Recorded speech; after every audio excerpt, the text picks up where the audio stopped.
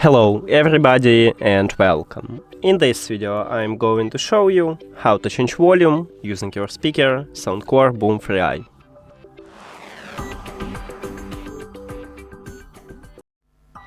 So basically we have a few options how to change it.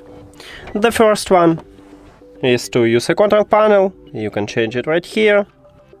You can also use control at your phone. Oh, no, this one actually, on this iPhone. Also, we can use an application. Your speaker should be connected with the app. So, right here we have slider with the volume. To increase the volume, just move it to the left, to the right. To lower the volume, just move it to the left. Also, we can use controls. So, right here at the top we have volume control, controls, and press and hold at the plus button to increase the volume, and as you can see I just did it. To lower the volume, use minus button, so again press and hold. And that's it.